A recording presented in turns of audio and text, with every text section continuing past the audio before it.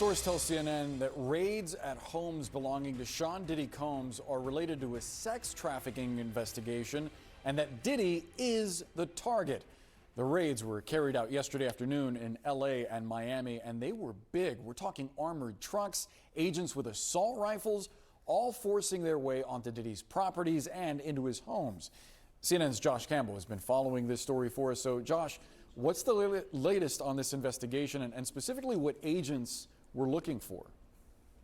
Yeah, these were massive searches at these large estates, both, as you mentioned, in Miami and here where I am in Los Angeles. Dozens of federal agents descending on these properties yesterday owned by Sean Combs. We're told from a law enforcement source that agents were looking for phones, laptops, any type of removable storage media that can store pictures, that can store videos. And again, as you mentioned, we know from a law enforcement source telling our colleague John Miller that Combs himself is the target of this federal investigation. A separate law enforcement source telling me this pertains to sex trafficking. Now, the lead agency here is HSI, Homeland Security Investigations. That was a telltale sign yesterday as we saw all of these vehicles rolling in, all of these federal agents with uniforms and vehicles emblazoned with the letters HSI. That was important because this is a federal agency that specializes in human trafficking. And so a very serious investigation that is now underway. We, of course, have reached out to representatives of Combs. We have not yet heard back any comment on these searches that took place yesterday. But of course,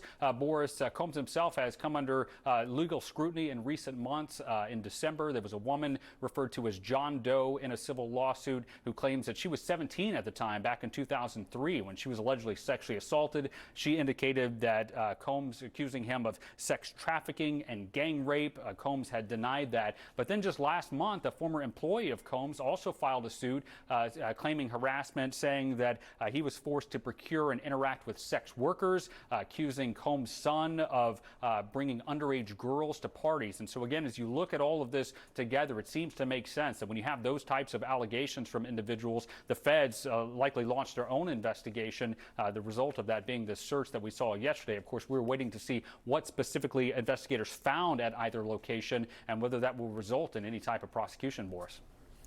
Josh, you mentioned the HSI logo on the side of these large armored trucks and other vehicles. I'm wondering, though, what does this kind of response tell you? Because aesthetically, it looks like something out of a war zone.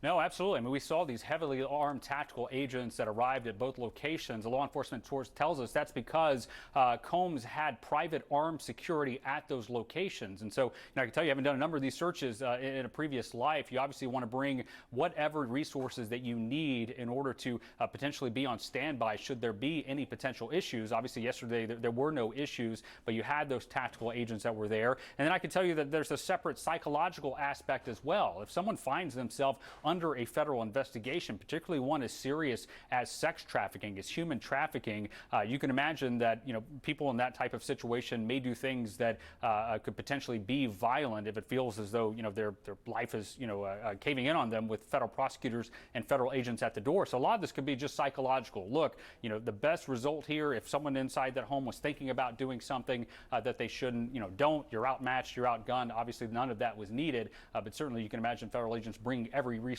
that they need to a situation like that. Again, the topic here, sex trafficking, very serious.